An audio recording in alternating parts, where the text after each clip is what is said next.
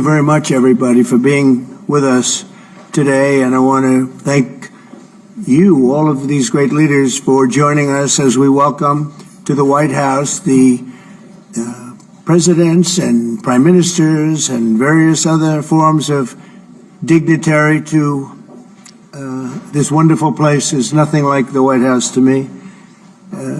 We're represented today, and your continent is represented by Gabon, Guinea-Bissau, Liberia, Mauritania, and Senegal, all very vibrant places with very valuable land, great minerals, great oil deposits, and wonderful people. Last month, the U.S.-Africa Business Summit had recorded an attendance record, actually, and generated $2.5 billion in new economic deals for the United States. On June 27th, the foreign ministers of the Democratic Republic of the Congo and Rwanda visited the White House to sign a historic peace agreement that we worked out. They've been fighting. Have you heard the latest move by Donald Trump? He's no longer summoning all 54 African leaders to the White House like before. Now he's calling them region by region. East Africa here, West Africa there, Central Africa next. Sounds like smart diplomacy? Or is it the oldest trick in the book? Divide and rule? Trump, known for his unconventional approach, has changed the U.S. playbook when it comes to Africa. In the past, U.S. presidents would host all African leaders together, showcasing unity and partnership. But this new tactic, it's different. He's inviting leaders group by group under the claim of more focused discussions. But let's call it what it might really be, a fragmentation of African power. Africa's strength lies in its unity. When the continent speaks with one voice, it cannot be ignored. That's why institutions like the African Union were created, to protect our shared interests. But if each region is approached separately, the power dynamics shift. Deals are made behind closed doors. Agreements vary. One region might be promised military aid, another offered loans, another political support. The result? Confusion, competition, disunity. And when Africa is divided, it becomes easier to influence, manipulate, and control. Let's not be naive. This isn't just Trump being different. This is a tested strategy used across history by colonial powers. Break them up, turn them against each other, rule them all. It's how Africa was carved up in the Berlin Conference. It's how our liberation movements were weakened.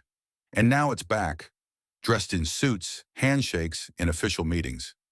The real question is, will African leaders fall for it? This is the moment for African leaders to see beyond the surface.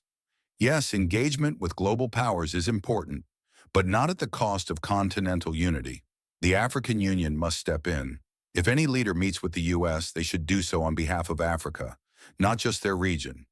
The message should be clear. Africa negotiates as one, not east, west, north, or south.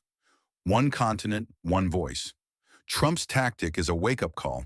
The world sees Africa rising, and they're adjusting their strategies. Now it's our turn to adjust ours. Let's not fall for the same old game. It's time to stand together, think strategically, and protect the future of this continent. Because when Africa is united, Africa is unbreakable. Don't forget to like, comment, and share this video. Let the world hear your voice. Let's make Africa great. Fellow Africans, do you know that right now the summoning of African leaders by the Western powers has taken a new shape? Instead of hosting or summoning all 54, 55 heads of states or presidents into a single room, right now they are being summoned regionally. President Donald Trump this year summoned 5 presidents from West Africa: Gabon, Liberia, Senegal, Mauritania, and Guinea-Bissau. And also, this December, President Trump will host another group of 3 leaders from East African countries. I mean President Kagame of Rwanda, President Tshisekedi of Congo, also President Ruto of Kenya. So he summoned leaders from West Africa and now is summoning African leaders from East Africa.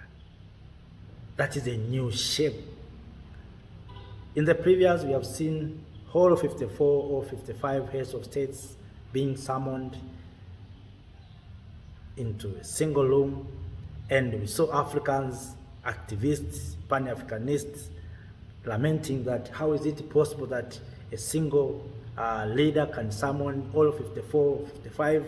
So right now they have changed the shape by summoning few of them into a single group.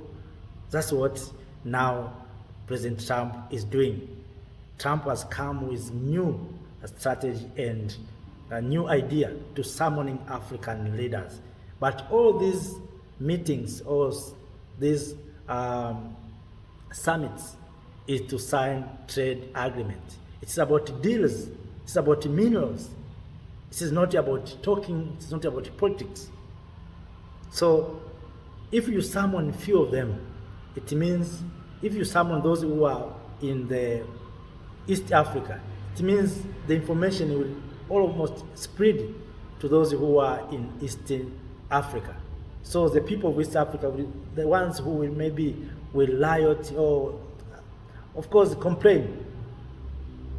If you summon those who are in the West Africa, and even in West Africa, you choose of the, not all of them, you select some of them, not all of them, you select. So you reduce complaint. That's what right now President Trump and Western powers are doing right now. So I think in the near future we will not see these big summits. What we will see is groups of African leaders being invited into White House to talk with Donald Trump or other leaders to sign deals. This is a new shape that I see. Maybe I'm wrong, maybe I'm not correct. You may correct me if you know. So if you have different views, perspectives, opinions on this style being used by the Western powers, please share with me through the comment section. After that, my dear lovely family, I have no more to share. Thank you for watching. Thank you for being with me. We are here to make Africa great. Thank you.